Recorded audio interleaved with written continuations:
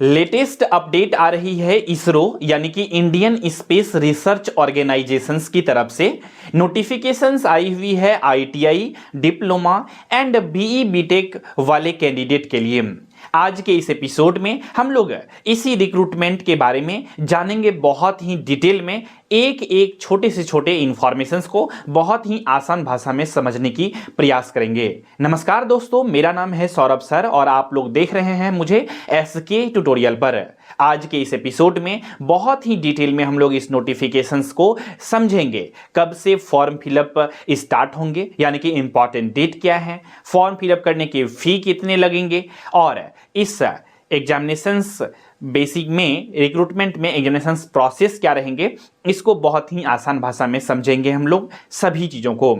तो इस एपिसोड को डिटेल में शुरू करने से पहले अगर आप लोग हमारे एसके ट्यूटोरियल यूट्यूब चैनल पे पहली बार विजिट किए हैं तो इस चैनल को सब्सक्राइब कर लीजिए फॉर मोर वीडियोस की नोटिफिकेशंस को पाने के लिए। तो चलिए सफ़र की शुरुआत करते हैं। दोस्तों, जैसा कि आप लोग जानते हैं बेसिकली ये जो इसरो है इसका अलग अलग तरह के वैकेंसीज आते रहते हैं और ये जो ऑर्गेनाइजेशंस है गवर्नमेंट ऑफ इंडिया के अंदर आता है, डिपार्टमेंट ऑफ स्पेस के अंदर आता है। तो ये इसरो यानी कि इंडियन स्पेस रिसर्च ऑर्गेनाइजेशंस में जो नोटिफिकेशंस आई है ये ह्यूमन स्पेस फ्लाइट सेंटर की तरफ से ये नोटिफिकेशंस आ रही है, जिसमें अलग अलग पद के लिए ये नोटिफिकेशंस को रिलीज की गई है। आप लोग देख रहे होंगे अपने स्क्रीन के ऊपर 18 सितंबर 2024 दिखा रहा है और आप वीडियोस को देख रहे हैं 14 सितंबर को, यानी कि आज है हिंदी दिवस और हिंदी दिवस के शुभ अवसर पर आप सभी के लिए लेटेस्ट गवर्नमेंट जॉब वैकेंसीज भी आ गए हैं।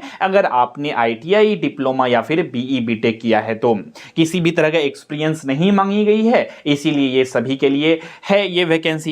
तो चलिए हम लोग समझते हैं। हालांकि ये जो नोटिफिकेशंस है ये एम्प्लॉयमेंट न्यूज यानी कि रोजगार समाचार में छपने के लिए भेज दिया गया होगा, इसलिए आप सभी के लिए ये नोटिफिकेशंस मैंने बहुत ही फास्टली लाने की प्रयास करी है। अब दोस्तों 18 सितंबर को इसका डिटेल नोटिफिकेशंस भी आएगा जिसमें कि हर एक चीज़ें बहुत ही क्लियर रूप से बताई गई होगी उस नोटिफिकेशंस में। तो जैसे ही डिटेल नोटिफिकेशंस आएंगे फिर से मैं वीडियोस को लेकर के आऊँगा, लेकिन आज के इस एपिसोड में भी हम लोग के लिए इंफॉर्मेशन जो है वो कम नहीं है, इसीलिए सभी चीज़ों को जाननी चाहिए। तो चलिए हम लोग सफ़र की शुरुआत करते हैं। सबसे पहले हम लोग देख लेते हैं कि कब से आप फॉर्म को स्टार्ट कर सकते हैं फिलअप। बेसिकली ये जो स्टार्ट होगा ये 19 सितंबर से फॉर्म फिलअप स्टार्ट हो जाएगा और लास्ट डेट जो रहेगा ये 9 अक्टूबर तक आप लोग फॉर्म को फिलअप कर सकते हैं। 9 अक्टूबर लास्ट डेट रहेगा। टोटल 21 डेज के आपको टाइम मिलेंगे फॉर्म फिलअप करने के लिए और अधिक जानकारी के लिए या ऑफिशियल नोटिफिकेशंस को डाउनलोड करने के लिए आपको विजिट करनी चाहिए www.isro.gov.in पर या फिर www.hsfc.gov.in पे विजिट करना चाहिए। अब हम लोग बात कर लेते हैं कौन कौन से पोस्ट के लिए नोटिफिकेशंस रिलीज की गई है। ऐसे तो बहुत सारे पोस्ट हैं, जैसे कि मेडिकल ऑफिसर के लिए भी, ये हम लोगों के से रिलेटेड उतना नहीं है, मेडिकल ऑफिसर्स एससी के लिए भी।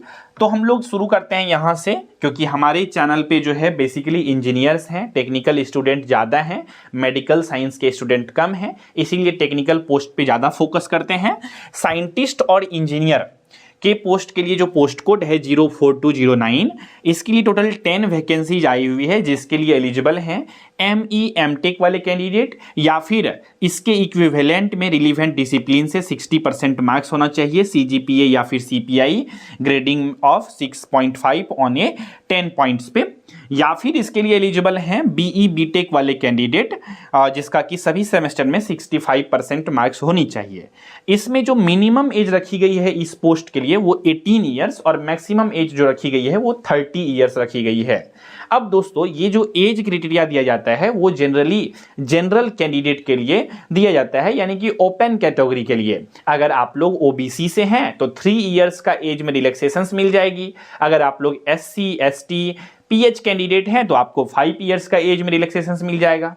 और इसका जो लेवल है सैलरी का वो लेवल 10 रहेगा, अच्छा खासा है। आगे बढ़ते हैं, इसी के साथ टेक्निकल असिस्टेंट के पोस्ट को समझते हैं।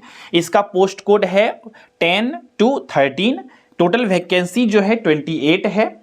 और इसमें कौन कौन एलिजिबल हैं, तो first class diploma in engineering the relevant discipline from a recognised university या इंस्टीट्यूशन, यानी कि जिन्होंने भी पॉलिटेक्निक किया है या डिप्लोमा इन इंजीनियरिंग किया है वो लोग इस पोस्ट के लिए एलिजिबल हैं। लेकिन दोस्तों अभी कौन कौन से ब्रांच वाले कैंडिडेट इस पोस्ट के लिए एलिजिबल हैं इसका क्लियरिफिकेशंस नहीं दी गई है। डिटेल नोटिफिकेशंस जब आएंगे तो क्लियर रूप से पता चल पाएगी कि कौन कौन से ब्रांच वाले कैंडिडेट एलिजिबल हैं इस पोस्ट के लिए। इसमें भी मिनिमम एज जो रखी गई है वो 18 साल और मैक्सिमम एज 35 ईयर्स रखी गई है।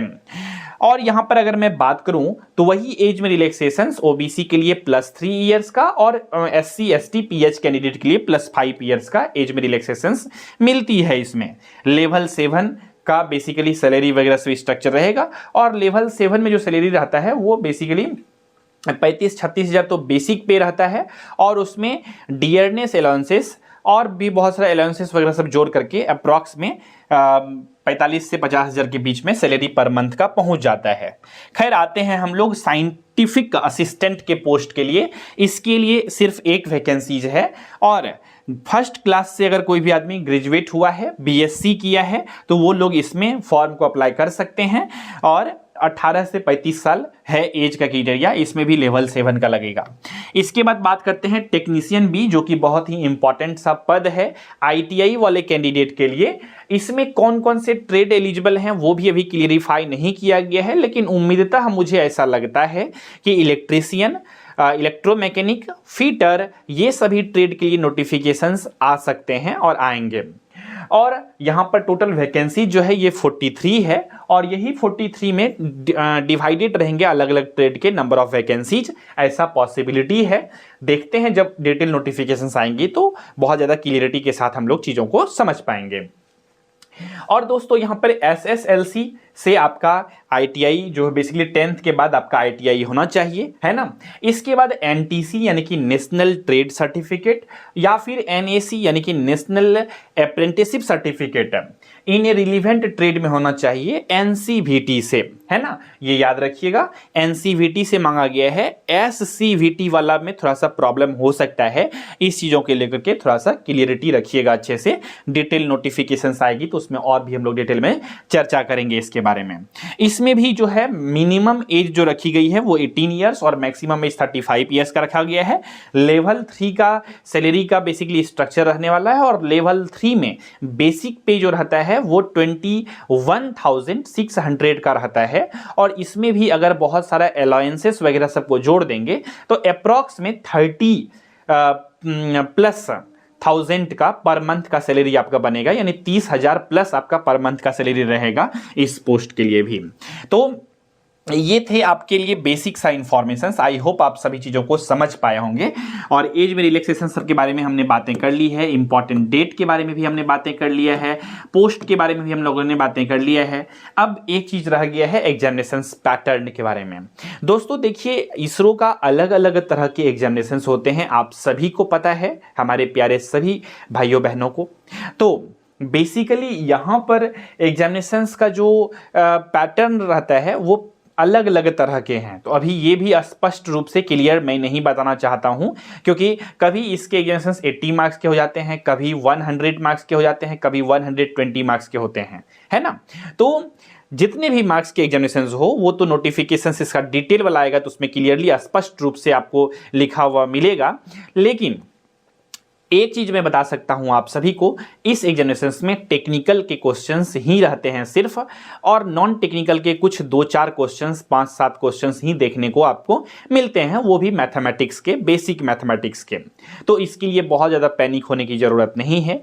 आपका जो ट्रेड है, चाहे वो इलेक्ट्रीशियन है, चाहे वो इलेक्ट्रोमैकेनिक है, फिटर है, ट्रेड वाले क्वेश्चंस ज़्यादा आते हैं, पूरा फुल कह सकते हैं टेक्निकल एग्जामिनेशंस है ये। अगर आपने डिप्लोमा किया है तो डिप्लोमा बेसिस का फुल टेक्निकल क्वेश्चंस आपसे पूछे जाते हैं इस एग्जामिनेशंस में। तो आपका जिस भी कैंडिडेट का टेक्निकल स्ट्रांग है तो वो लोगों के लिए एक अच्छा अपॉर्चुनिटीज है इस एग्जामिनेशंस में सिलेक्शंस लेने का। उम्मीद करते हैं आप सभी को ये नोटिफिकेशंस जो है, लेटेस्ट अपडेट जो है पसंद आई होगी। किसी भी तरह का डाउट रह गया है, क्वेश्चन कंफ्यूजन्स अगर है इस नोटिफिकेशन से रिलेटेड, तो आप लोग इस वीडियोस के कमेंट सेक्शंस में लिख करके पूछ सकते हैं। और आप में से कितने लोग प्रिपरेशन करना चाहते हैं, आप लोग कमेंट सेक्शंस में बताइएगा, तो हम और हमारी टीम प्लान बना करके अच्छे से आप सभी के रिक्वेस्ट को ध्यान में रखते हुए हो सकता है बैच लॉन्च करें आप सभी के लिए, खास तौर पे टेक्निकल असिस्टेंट और टेक्नीशियन बी जो पोस्ट है, इस 2 पोस्ट के लिए हम लोग बैच को लॉन्च कर सकते हैं। ये डिपेंड करता है आप सभी का कितना डिमांड रहता है। तो आप लोग जो है इस वीडियोज के चैट सेक्शंस में या कमेंट सेक्शंस में लेकर के पूछ सकते हैं। तो आई होप आप सभी को ये सभी चीज़ें समझ में आ गई होगी। अधिक जानकारी के लिए आप लोग हमारे एडमिशन हेल्पलाइन नंबर पे कॉल करके जानकारी भी ले सकते हैं। हमारा एडमिशन हेल्पलाइन नंबर है 7903200795। तो इसी विचार के साथ हम लोग रखते हैं आज के इस एपिसोड में बस इतना ही। बहुत जल्द ही मिलेंगे अगले एपिसोड में। तब तक के लिए नमस्कार, जय हिंद, वंदे मातरम।